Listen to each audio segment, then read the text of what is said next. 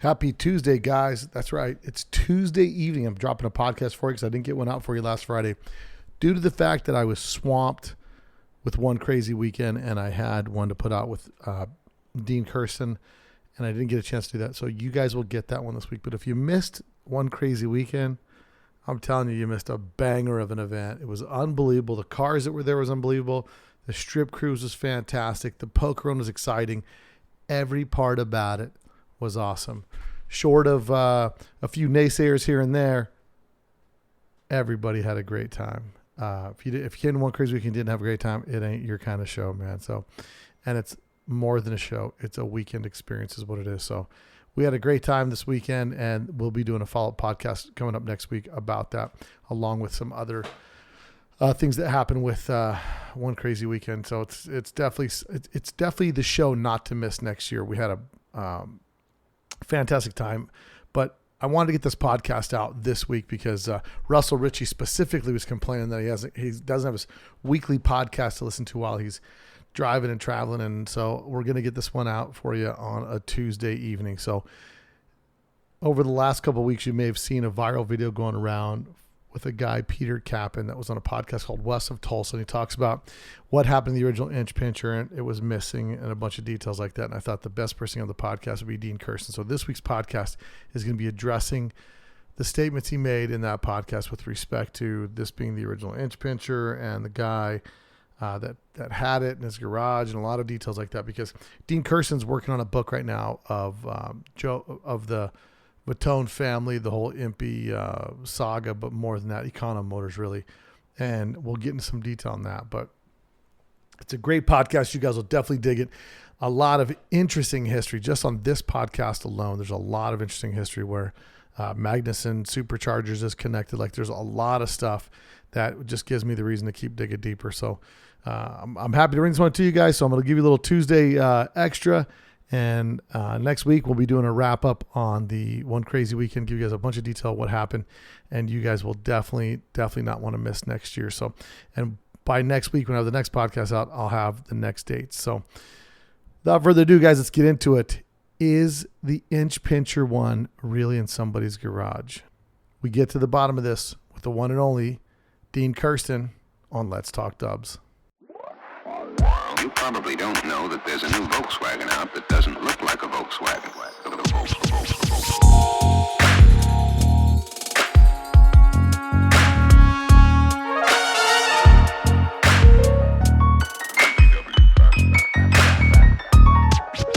It's got everything that people who like the bug like.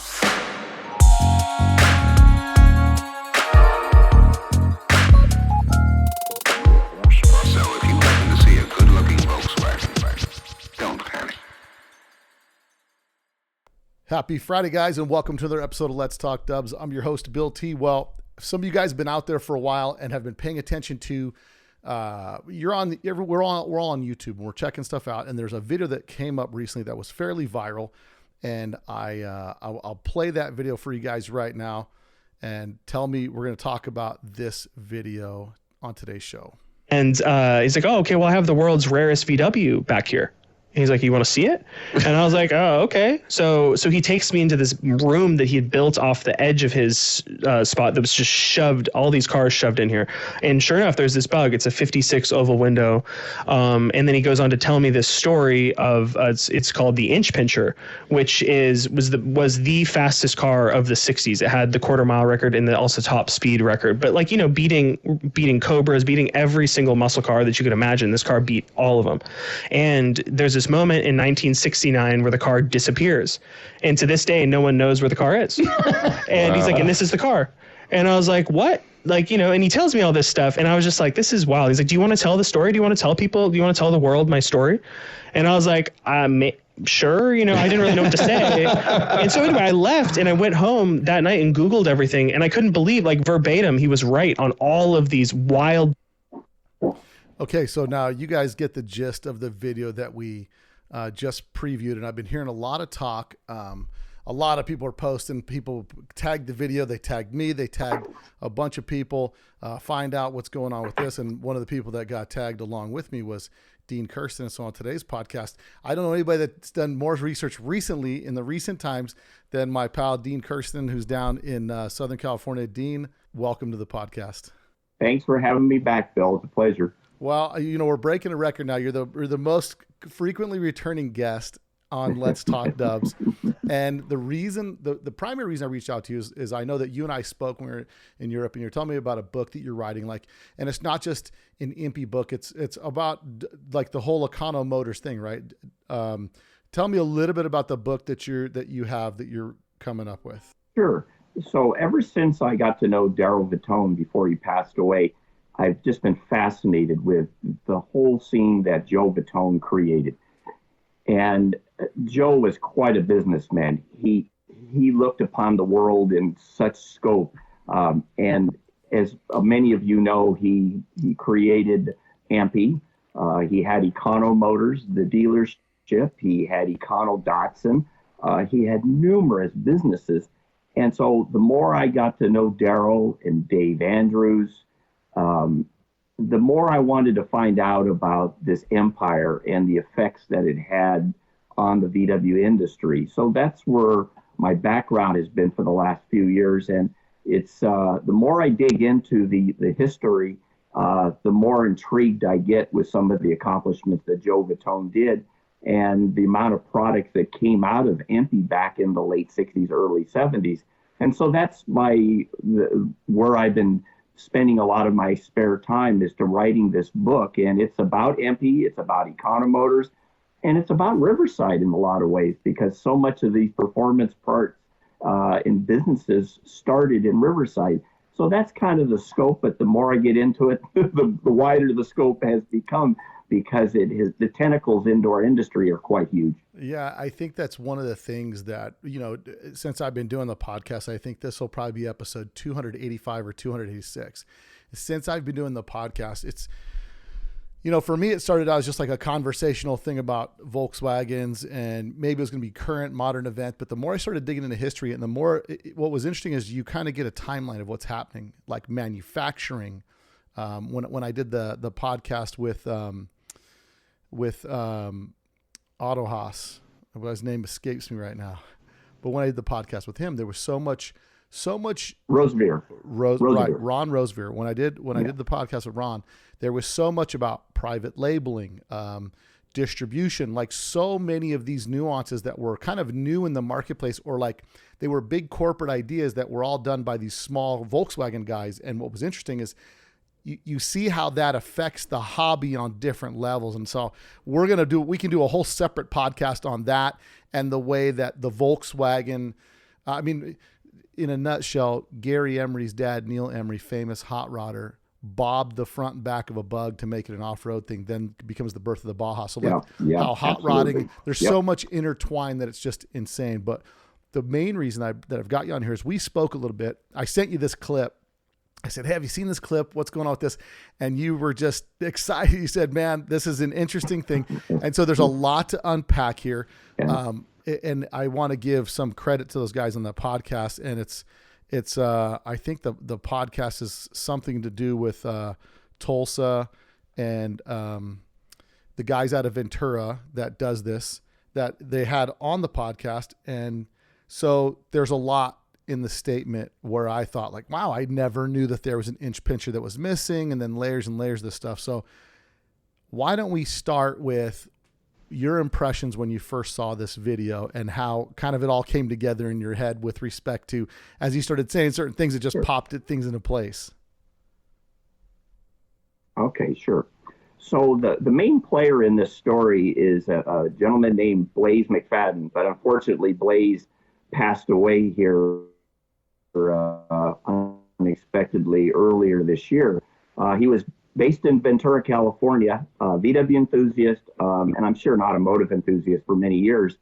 And a lot of us knew him through his sales of parts on the Samba and eBay. And he had quite a presence in the Ventura area. And I first met him, I think we figured out around 2005, and it was at the VW Classic when he used to be at Irvine Meadows. And I was on the ladder covering it for the magazine. And this guy comes up to me, he goes, he knew who I was, and he says, how would you like to see the inch pincher? And so obviously he got my attention. And as some of you remember that back in 2005, the Classic, all the cars were lined up. All the oval windows were together, all the splits were together. And so we walked down this row of oval windows, and we came across this kind of a bluish purple oval window. And he says, that's the inch pincher. And so he kind of caught me off guard because I was expecting anything but that car. And he went on to create this story that somehow or another, Dean Lowry, who worked for EMPI up to 1968, had taken the real inch pincher, taken it home for whatever reason, and replaced the body. And then they repainted it. And then that car has its own history through filter dynamics and into Mexico City. But Blase's story was something I'd never even considered. And I think it took a lot of people off guard. And I think that's the interest here, is this story is so wild. And that's what brought Peter Kappen from Ventura, who did this podcast that we just referred to. Peter's he's a great storyteller, and he loves people. He knows a good story when he hears it. So he lived up the street, or they had shops on the same street in Ventura, and he got to know Blase.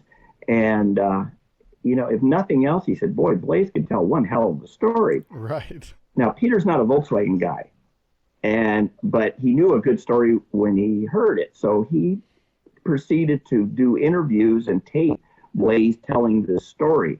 And so that's kind of how the background came, how Peter got involved with Blase and him retelling this tale of the inch pincher being lost, found, hidden.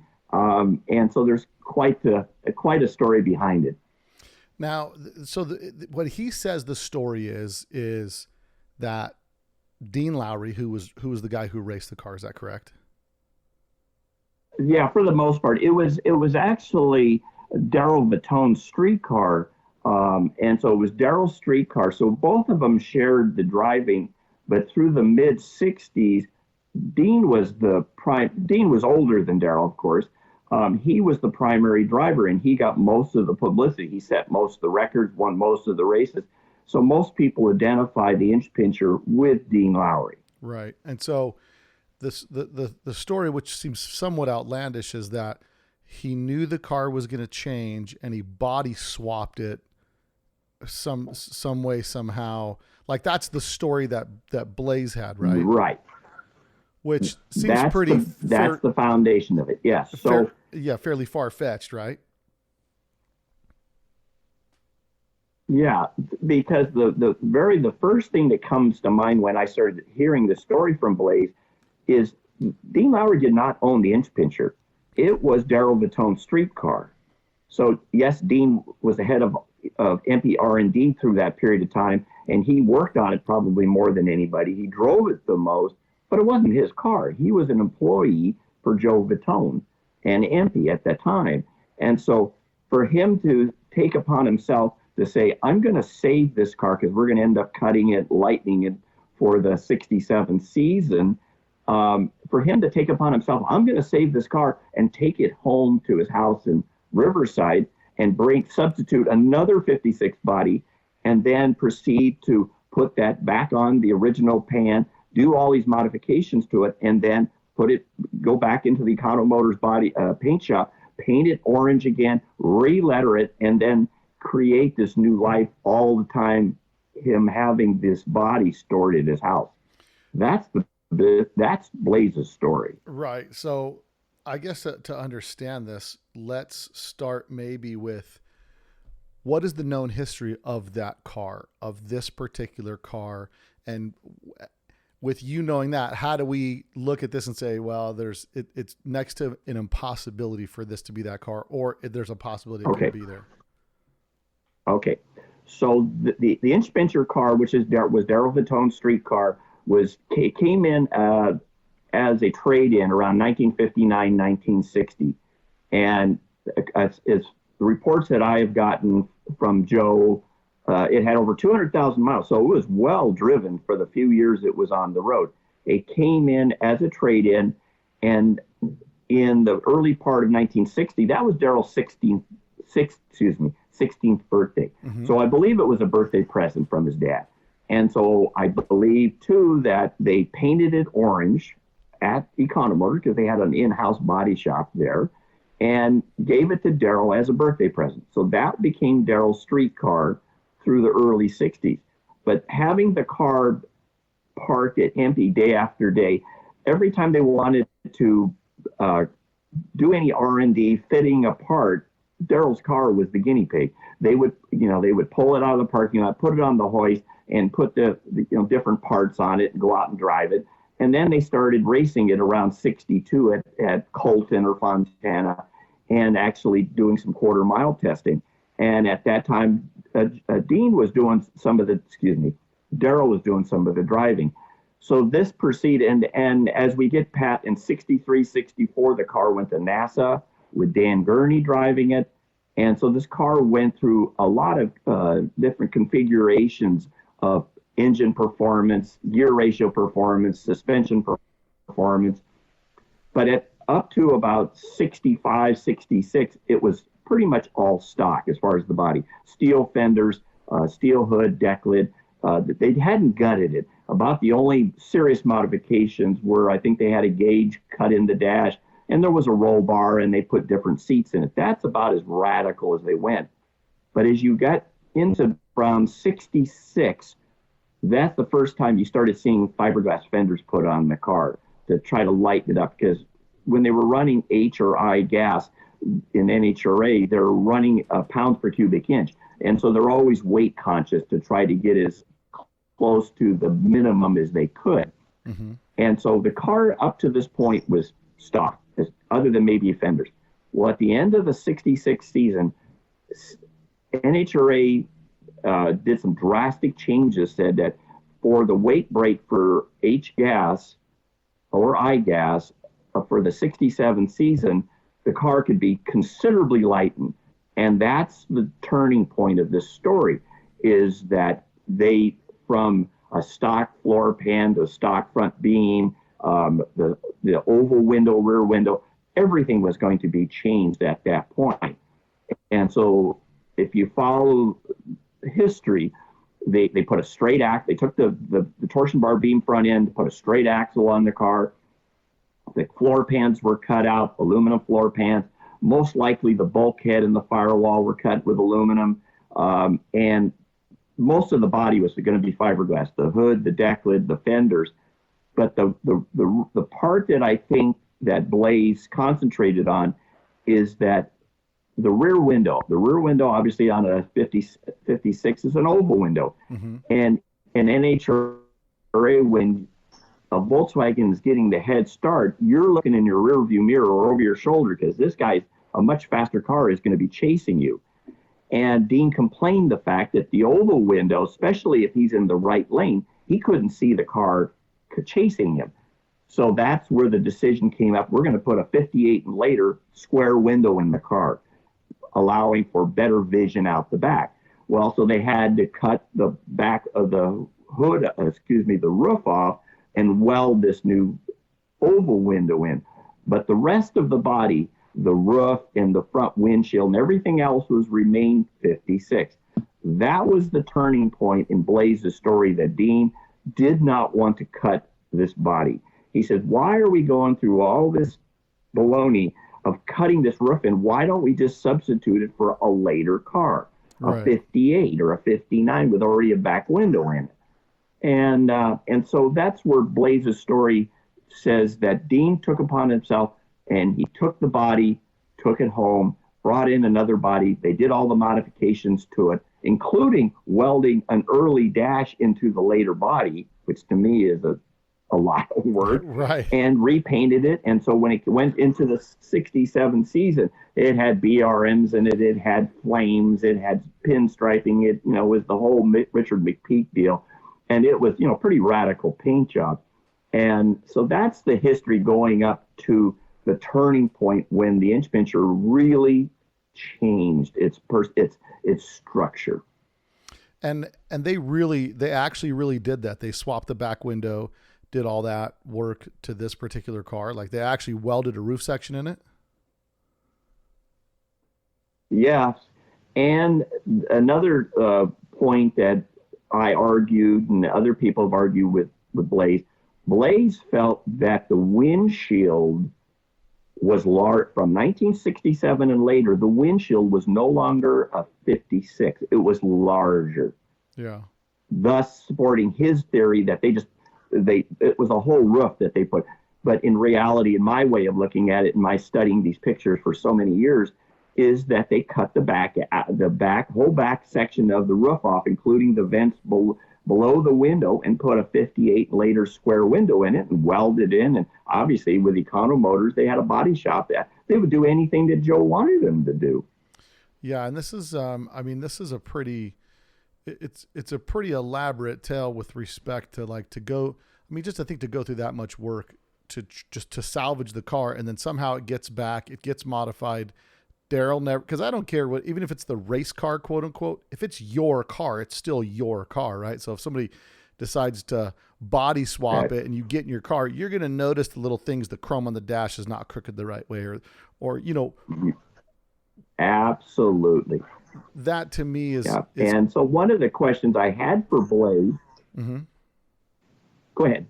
Oh no, that's just it. Those are the things. That was the.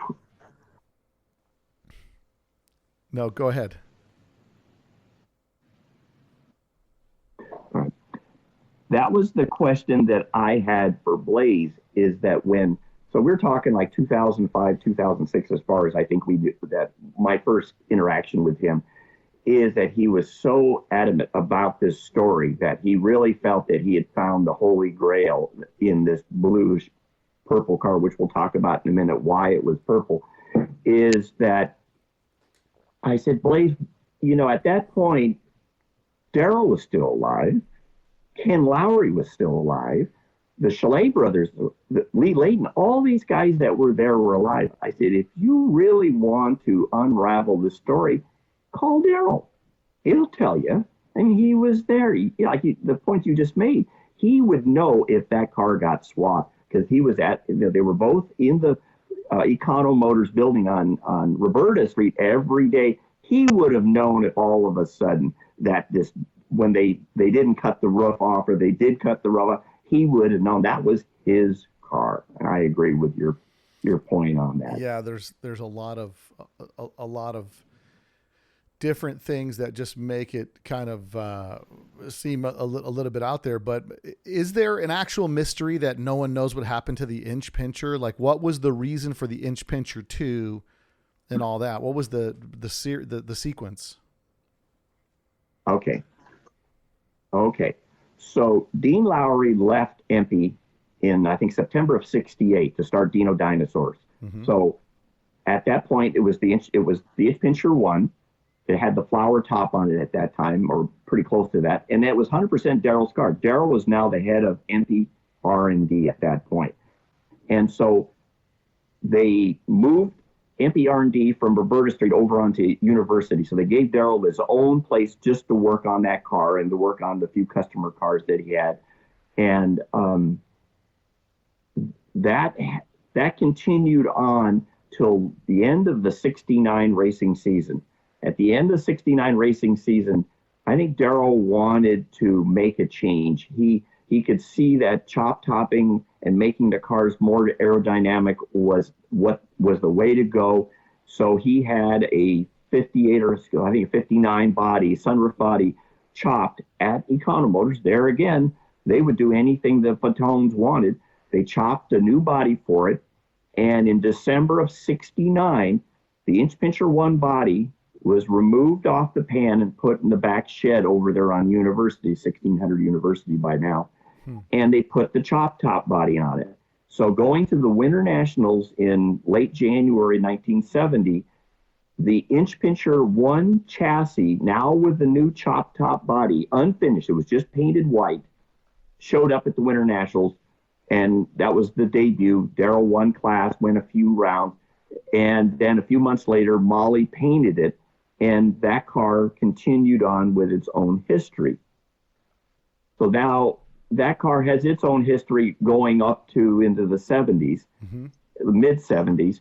The original body now was sitting in the shed over on University Avenue. Just nobody wanted it. And so what eventually happened to that body, now we're just talking about a body shell here, is Pancho Mendoza, who was a drag racer in Mexico City, was a frequent visitor to the Vittones, and him and Joe Vittone had quite a good relationship, and he bought a lot of parts from him. He saw the body at Economotors, EMPI R&D, and said, "What are you going to do with that?" And Darrell says, "Nothing. I'd love to sell it." So I think the price was $2,000. He says, "I'll buy it," and he says, "I don't need the pan. The pan was already gone." He says, "It's easier for me to haul a bare body across the U.S. Mexican border than it is one with a pan." So Pancho Mendoza came back at a later date with a rented, like a U-Haul truck or a Penske van, bought that car and bought another oval body from Dave Andrews, which later became the Pink Panther, which is another story. Yeah. So the Inch Pincher 1 went to Mexico City, and they put it on a different pan, and then it was raced for a while. They chopped it. So, which you got to think about that. So that's a 56 body with a 58 square window, and now they chopped it. Yes. And so needless to say, it was quite a mismatch of window sizes and parts. And the car was raced for a while, and then it got bought and sold. And I have traced it down to about 1979 with, I'll have to look up the name here real quickly, if you don't mind me putting my glasses on here. Because there's so much to this thing. Let's see here. So the original guy that Pancho Mendoza sold to Jorge Fernandez, he had it for a while, didn't do much with it. He then sold it to Rodolfo Valencia from Mexico City. And he's the one that actually finished the car. He painted purple, and it said Inch Pincher Micro Machines on the bottom of it. And it had gold 4-bolt wheels on it. And they raced it in I-gas, or maybe even J-gas down in Mexico, all the way into the later 70s. And I talked to, he's still alive, and he remembers some of this. The end of the line was at one point around 79, I think. These people wanted to borrow his car, which in fact was the Inch Pincher 1 body shell on a new pan. Wanted to bring it to some kind of expo in Mexico. And he said, "Sure, go ahead, take it." It was just going to be an exhibition car. Yeah. They put it on the trailer, and something horrible happened. It fell off the trailer, destroyed the car. And so when they brought it to him, they basically cut it up into pieces, and that was the end of the Inch Pincher 1 body. So, and a lot of the other half of the story, that's all been fairly verified by the guys that are still around. The guys from Mexico still around. Yeah. Rodolfo is still very much alive, and he's like 83 years old, and his memory's fairly good. Yeah. And so him and Pancho Mendoza, I've been able to piece this together, and I have quite a few photographs of not of the crash, unfortunately, but the way the car looked when it was purple chop top with the new lettering and the gold 4-bolt wheels. I've got quite a few photos. And that is the history of Darrell's original body. Now, the floor pan has its own history. Yeah. So now we're going back to the early 70s. So now it is the Inch Pincher 2. It has the chop top body with the Molly paint job. Mm-hmm. So it was Darrell's car. Hold on one second. When you say Molly paint job, what does that mean? Molly was a custom painter in La Habra, California, very well known back in the day. Did a lot of stuff for Yamaha and Kawasaki, and he was known for candy and freehand paint jobs. and him and Harvey Weidman painted the Inch Pincher 2. When they got the body, it was just painted white, and they were the ones that put this multicolored paint job on it. And then Richard McPeak did the lettering on it. So that's who Molly was. He was a very well-known painter, custom painter in the time. Okay. Yeah, I just wanted to clarify for guys like me or some of our listeners that don't know the lingo, just to make sure we're all connected with that. Sure. So what happened, a big thing in history that happened was in spring of 1970, Joe Vitone sold EMPI to Filter Dynamics, which was a major change. And a lot of people didn't see this one coming. And part of the deal with Filter Dynamics, they wanted the Inch Pincher 2. They wanted that car for marketing purposes. They wanted to continue racing it. And so for whatever reason, Joe sold them the car too. And Darrell had nothing to say about it. And Darrell was extremely upset. And I've often wondered, didn't he legally own the Inch Pincher 2? Right. And the more I've looked into it with Russell Ritchie, who owns the double cab, the race shop double cab, we were looking for the paperwork on that particular car. And I was curious, how did Joe Vitone register these cars? And in the case of the double cab, it was registered to Econo Motors, with Joe Vitone being the one and only signer. And I believe that Darrell's car, his 56, when they bought it back in 1959, 1960, it was never put in Darrell's name. It was put in for convenience sake, and that they would take care of the registration in-house, that it was put into Econo Motors, and Joe Vitone was the sole signer. And I think that's the reason Darrell had no say-so. Joe was able to sign it off and hand them the car. So that was the turning point on the Inch Pincher 2. But as a caveat to it, Lee Eliminators wanted Darrell to continue racing it. And Darrell had mixed emotions. Obviously, he would love to get paid to race, but not under their call. Yeah. He wanted to be in control of everything. And so for one season, for 1 year, him and Jim Bentley went on tour with it to race it in the major national events. But he also had to make visits to retail stores and speed shops along the way, which he absolutely hated. Yeah, didn't like when that lasted till. Go ahead. Oh, didn't like being the dog and pony show. Not Darrell's. Absolutely, he hated it. He was a drag racer. He just wanted to race, and he didn't want to do all this other stuff. Yeah. So that lasted. So Darrell pulled the plug on it, and that's when the Carlson brothers started driving and racing the Inch Pincher 2, and then Rick Johnson got into it, and that lasted till the end of the 1973 season. And the end of the 73 season, they would have normally brought the car back to Lee Eliminators back in Edison or Cleveland, Ohio, and started the new year. Well, when they brought the car back, they said, guys, we're done. That is the end of it. And so that was the end of Lee Eliminators racing the Inch Pincher 2.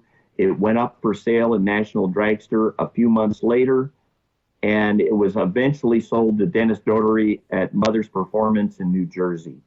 Wow. And that's where the car ultimately went to. Now, Lyle Cherry looked at it. He almost bought it because it had 2 spare engines and stuff. But he said, nah. He said, I wanted the engines. I wanted the Fumio heads. But I didn't, the car, not so much. And he decided, and the price started around $5,000, $4,500 with the trailers, spares, and everything. And I think the price got down to about $2,500. And that's so Dennis Dougherty, he had it. He raced it for a while, not being competitive at all, maybe for a year or so. And we've just recently found some photographs of what the car looked like when it was under Mother's Performance. And that's kind of where the story officially ends. The story that I got from Bill Mitchell, that the car got sold to a racer in Minnesota, and it was drastically changed, possibly even took the Volkswagen motor out of it and used the body as a gasser, and the car was demolished in a racing accident. And as far as I can tell over the years, that's the end of the Inch Pincher 2. So the Inch Pincher 2, there's still technically a mystery with that car, to the existence of that car. Yes. Now, I have yet to actually talk to somebody in Minnesota that confirmed that part of it. That's true. So then that brings us to the purple car that's owned by Blase. Yes. Okay. So the story continues now, is that when Dean Lowry left EMPI, he started Dino Dinosaur with his brother Ken in Santa Ana. And that lasted for a few years, and then it turned into DDS, and Dean left and kind of went off in it. So DDS was more Ken than it was Dean. During that period of time, they had a working relationship, and I've got to look at this, with a guy named Bob McGinnis. And Bob McGinnis worked for Jerry Magnuson. And Jerry Magnuson is known for superchargers. And Jerry Magnuson and the Lowrys were good friends. And Jerry did some tooling and machine work for them. And their work relationship was very tight. The story goes that Ken said that he would build this Magnuson, Bob McGinnis, a street car. So this 56 body was brought out from the garage, and he started modifying it for McGinnis. And so they painted this kind of bluish purple. And the most important thing that traces this car back to Ken Lowry is the etched windows. And even today, if you look at this car that the Blaze's estate has, is that the quarter windows have the Dino Dinosaur logo etched in them. And that's something, there's a picture of it now. Very unique. And according to Ken Lowry, they made a few sets of these quarter windows. And those glass were put into this particular car. And it had Dino wheels on it and a bunch of engine parts. And the story continues is that the long block in this car was the engine out of the Pterosaur Bonneville car, which I did not know until Peter told me this the other day when I talked to him on the phone. And I thought that was fascinating that engine could be traced back to the Pterosaur, back to Bonneville, which was 1970, 71-ish. If that's the case, then that motor would have been a 2074, not a 2180. And it would be interesting if they ever take that motor apart to look at I'd be interested in what kind of a crank it is, and it would have NPR 92s, obviously, and the cam, maybe an DDS 130 or something, that it could be traced back to the Pterosaur. And so this car was being built for McGinnis. McGinnis supposedly took possession of it. At some point, he passed away. The car was put in storage, and Blase purchased it. So now, this purple car that was built, if we're saying it's a Dino Dinosaur car, did this car have a supercharger in it, or it was just naturally aspirated motor that was in a lamp? It was naturally aspirated. Yeah, it was just not the engine. If we go back to the Pterosaur story, it would have had dual 48 Webers on it. But I think this was just the long block, because when I saw it, it had a bunch of bolt-on. I don't think it had dual carburetors. It had a bunch of purple painted pieces, which the Lowry's, Chalet's the only one I know that painted parts purple. And it was, I think that was Blase trying to make it look more Dino-ish. The other thing is that if you follow Blaze's story, the pan and the body on this purple car do not match, and that is a fact. So the car that they have that we're discussing here, this car that showed up at the Classic and at the Panic, is on a different pan. It's just the body that we're talking about here. So we can conclusively say from your research and the work that you've done, I mean, bottom line is the car that he has is not the mysterious Inch Pincher, the 56-inch Pincher that's been missing forever. And what's even...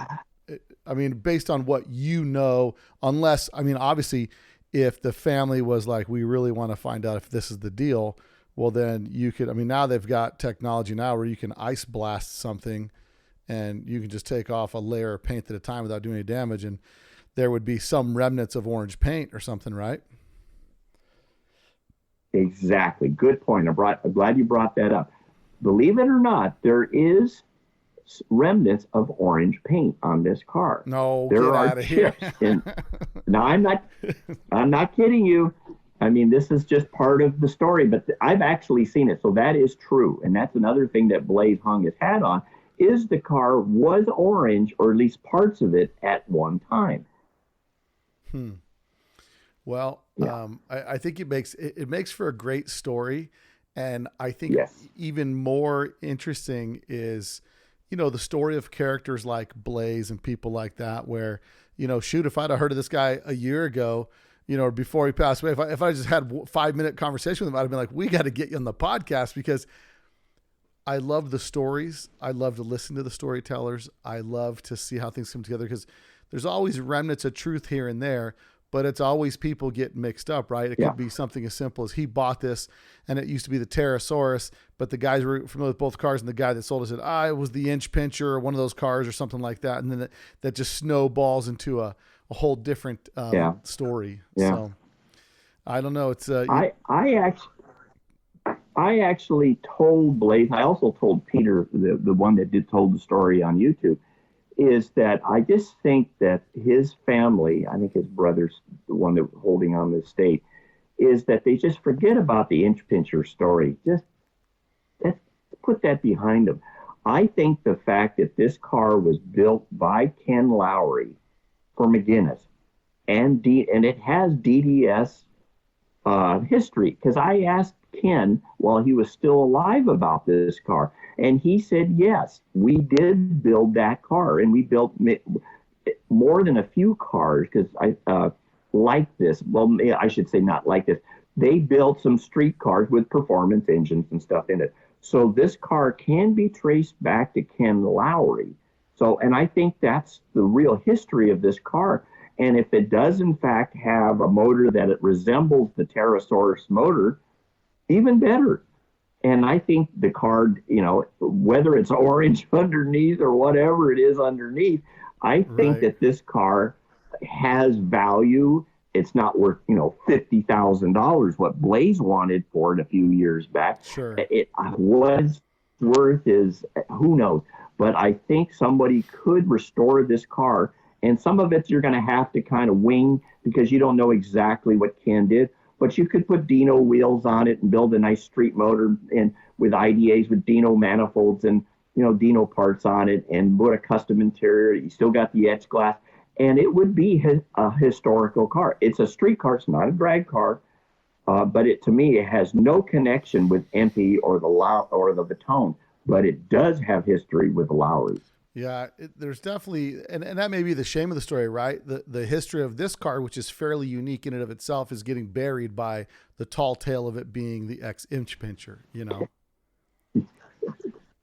Yes, I agree. So, I agree. And here's the problem every time I talk to you, Dean. Every time I talk to you, I think, oh, that's another podcast. That's another just because some of us young guys, okay, I'm 52, right? Most people would not consider that young.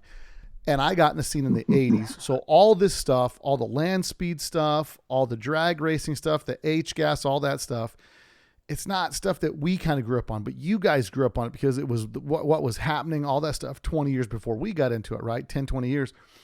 And it's like every time when you just said the thing about the Pterosaurus, I'm like, man, we could do one podcast on just the evolution of Volkswagen's entering into land speed record of stuff, and what the mode. I mean, that's an hour conversation by itself, just to go through a simple timeline of who was the first, who took the record, and without even, because land speed stuff is like, I'm the first guy to do 120 mile an hour with a cigar in my hand. Everybody comes up with every caveat to make a different class, but I'm just talking in general with as close to a core Volkswagen as you could, because when you say like 2054, for a land speed car, it's crazy. It's like these little displacement motors that back in the day, before they had the big cylinders and huge heads and all stuff, they would just shave weight, crank compression, and get the biggest of whatever they had.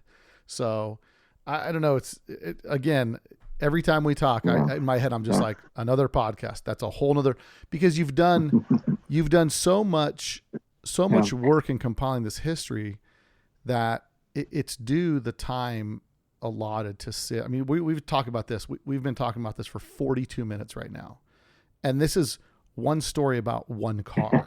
You know what I mean? And I find it fascinating because when you bring up the name Magnuson, right? So is that the same? I'm assuming it's Magnuson Superchargers guy, like the guy that. That's it. Do you see what I'm saying? That's it. Same guy. Yeah. Since I've been a VW guy in the 80s, the only supercharger I remember ever seeing was either you had the Judson or you had the Dick Landy, right? The one that came out in like the mid 90s or early 90s. Right. But Magnuson, who's synonymous with any type of V8 supercharger, well, because he kicked around a Volkswagens, you know? Yeah, because Jerry Magnuson and the Lowrys were really close friends, and they working relationship, and their shops were real close together. And you know, at the Chalet, you know, Paul and Mark did really bring in a lot of background in because they were there at Dino's at that time. But yeah, there's a lot of good connections there. Absolutely. Yeah, no, it's incredible. So I think so. We're saying if you have to put a percentage on it, if this is the inch pincher, what is the world according to Dean Kirsten? Your percentage that this is the inch pincher is what? 10%. And that's maybe. And that's giving 5% on the scale, like a little thumb on the scale there, a little more. And the reason I'm giving it 10% is there's some orange paint underneath. That's my 10%. I tell you and I even brought that up with Blase when I saw the car at the Classic back in 05 or 06, whenever that was. He's pointing. See, Dean, there's orange. There's orange. I said, then why don't you remove the paint? I said, like you were saying, they have either chemical ways or there's a lot of different ways that you could take that layer of bluish purple and maybe a layer of primer and carefully get it down. If the car truly has inch pincher history or roots, you could, within an hour, you're going to know. And I always told Blase that, and he would not do it. Oh, no, I can't do that. There's too much history now with the Lowrys and all that. I go, you can't have it both ways. It's either one or the other. Well, at least this point, if the family were to hear something like this, said, hey, I think you'd make for a great episode like Geraldo's Al Capone's Vault. Remember Al Capone's Vault? We could do the same thing with this door, right? Just get everybody do a live stream and then just start blasting it, go into the history, and then layer by layer. That's funny.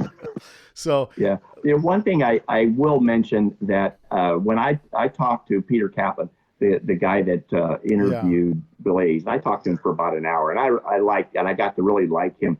And because he was very honest in his read of Blase's story. And, you know, he said he was captivated by Blase's ability to weave this story, whether it was true or not. And Peter said, he says, you know, I don't know any real history of the Volkswagen, the inch pincher or the Batones or the Lowry. He says, I don't know any of that stuff. But he said, you know, when I'm listening to this story and here's this most famous VW of all, which I have to equate that the inch pincher is right on the top.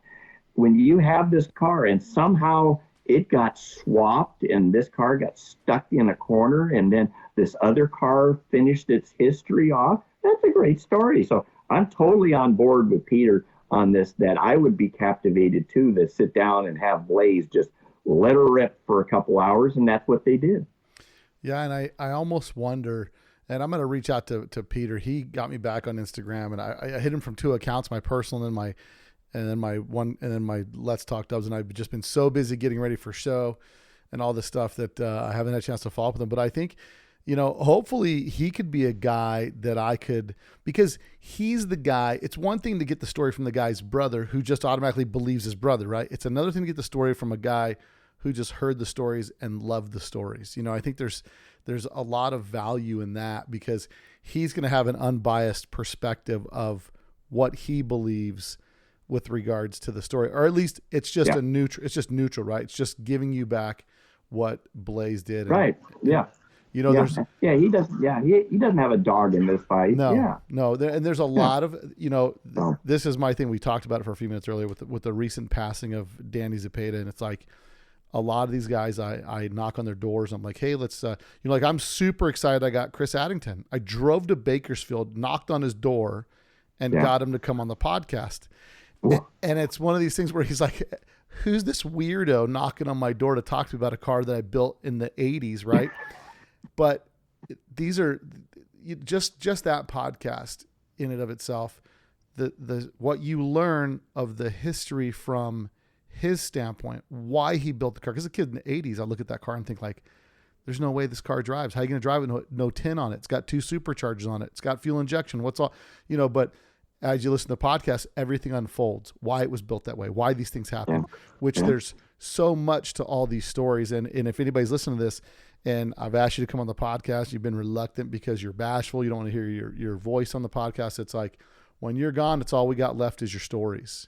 That's all your family's going to listen to. That's all, and I had Creighton Mueller's family told me one time, they said, we're so glad that our dad, it was the daughter-in-law. She says, I'm so happy that you did the podcast because sometimes we just put it on just to hear dad tell his stories again because he's gone and we don't get to hear those stories. And it's like, and that's the part for me that is like, but just really motivates me to dig. I mean, these are stories like that, other than being an enthusiast in the hobby. And I love the Volkswagen brand so much because of maybe the underdog story or the making the car is accessible to so many people, or just, I mean, when I first saw Volkswagen as a kid, I hated them. I thought they were so ugly. And then somehow, they become cool. I see one that's pink at high school and it's got beat grooves in the window. And I'm like, that's cool, but just from being on that side of it and then digging into the history, because I love this car so much and I love the hobby and the people, it's evolved into so much more for me. Yeah. I just thought of a story that Daryl told me that just hit me as you were talking. Is about, this is before the Inch Pincher 2. So this would be pre-68, maybe 67, 68. So this is when the Inch Pincher, it was it had broken into the 11 seconds. So it was it was running 11s in iGas, he was way ahead of the curve. And it by far in 67, there was a big center spread in CarCraft. It got a lot of publicity thanks to Chalet and the tone. Those guys really put a lot of PR out there, and it was the most famous car. Volkswagen of Germany contacted Joe Vitone, say, we want to buy that orange bug for the Wolfsburg Museum. So Joe, obviously he's going to listen to anybody. They offered in 1967, maybe 68, Volkswagen of Germany offered Joe Vitone $30,000 for the Inch Pincher, and he turned it down. Wow. That is so much money. I mean, in what year? 19 what? 67, 68, somewhere in there. A house was $18,000, a home. Yeah. Wow. Yeah, and he turned it down. Well, what's so crazy is I only know the EMPI story from afar, right? The overall story. And in my head, what I see happening is corporate buyout. Joe sells it just in the nick of time as Volkswagen is flipping the model and nothing carries over to the new model, sells it for maximum dollar. Filter Dynamics is like, yep, this is another pipeline right into the import market. And then the Japanese imports start to dominate the Volkswagen. All this stuff starts to evolve at the same time. And then Filter Dynamics, just as a business move, goes, yeah, let's ditch this brand. We squeezed all we could out of that lemon and let's just move on. And so much just goes with it. And maybe the fact, it's interesting you said that, right? Because I'm thinking in my head now, with Joe being who he is, to sell Filter Dynamic, EMPI to Filter Dynamics, and not to sell the Inch Pincher to Volkswagen dozens of years earlier for a substantial amount of money. He must have, just the fact that he devalued the bug so quickly, he's like, yep, take it with you, take the Inch Pincher, take it all. He must have knew this was coming down. Especially if he's the first guy to know, right? He owns a Datsun dealership. And he's just looking at sales numbers and he can see this is going the wrong way. Now, the one thing in your story I will correct, and to add to it, is that the sale of EMPI to Filter Dynamics was all in stock. And from what I understand, there was little or no money changed hands. So, and there was that Joe could not sell or trade the stock for X amount of years. He had to hang on to it. And by between 1970 and the end of Filter Dynamics in 74-ish, and within those 4 years, the stock went all the way down and crashed, and they filed for bankruptcy. No way. See, I don't even know that part of the story. Yeah, and he got basically nada out of that deal. Wow. Well, listen, there's what's so wild is you think this is such a short story, and this story of the legacy of EMPI, just from this point, we could do another solid 3 hours on the next 10 years. From, if you're saying 1973, what year they shelf EMPI? Filter Dynamics filed for bankruptcy in 74. Okay. So from 1972 to 74, they own Filter Dynamics, or Filter Dynamics 4 years owns EMPI, right? 4 years. So from 70 to 74. Now, now, if you just go from 74 to 84, that's a 2-hour conversation about EMPI. 2 hours. There's layers of it, transitions, like all kind of stuff. So we'll save that for another time. But Dean, I definitely appreciate you coming on, and I think it's a fascinating story. This is what I love about this. You know, when I first started this hobby, I thought, how many podcasts could I do on Volkswagens? And the truth is, like, especially if I'm digging into history, it is literally endless. Like, it goes on and goes on. And whether it's small companies that started manufacturing something for a Volkswagen that blew up into massive companies that wouldn't be here today if they didn't see the opportunity to sell a part they thought was cool to a Volkswagen, which gave them the capital to just skyrocket, you know? So, EMPI started with valve guides. Yeah. That's how EMPI started, just doing replacement valve guides for the early motors, because Volkswagen said, you got to replace the head. We're not going to mess around with valve guides. And that's how EMPI got started, with a simple silicone bronze valve guide made at Flabob Airport. Well, when I did my podcast with Joe Horvath, he said the guy worked for Hudson that came up with that on how to swap the valve. I forgot. I don't know if the guy's name was Flacco or there was. It was one of the owners of Flabob Airport. Yeah, he's the one that they obviously they could measure a Volkswagen valve guide and they can make it, but it was the material, and it was Flabob's brother, I believe, that it came up with, no, it's got to be silicone bronze, what we use in aircraft. That's the only material that's going to hold up. And he was the one that put the deal together with the material. I may be wrong. I know Flabob is involved.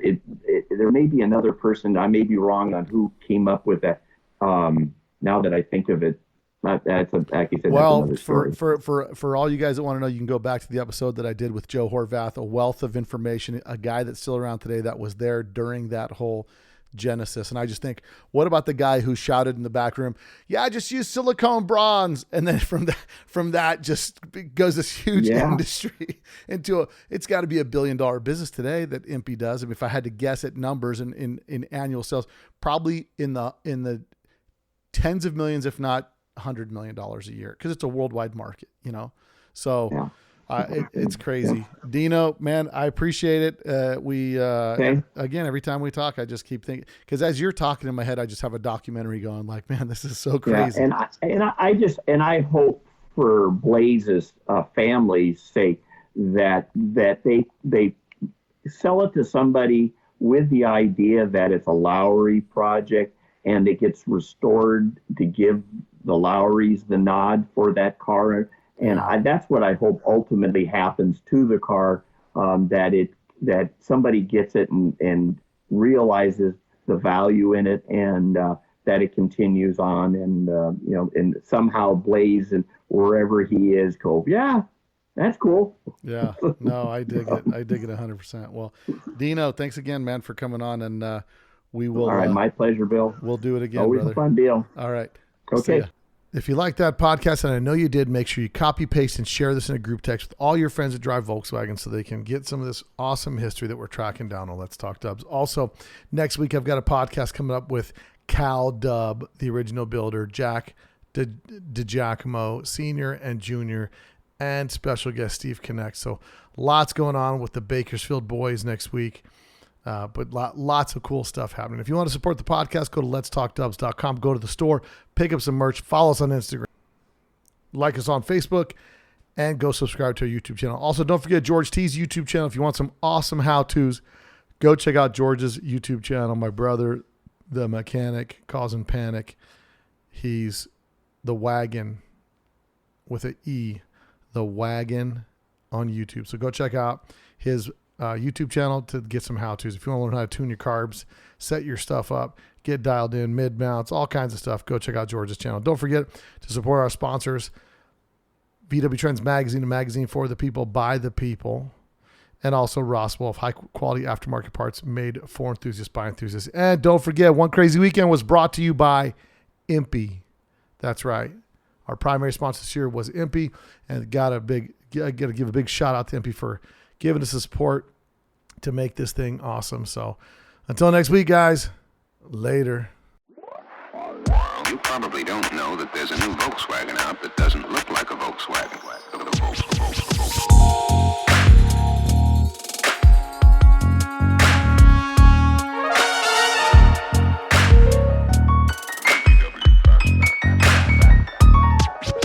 It's got everything that people who like the bug like.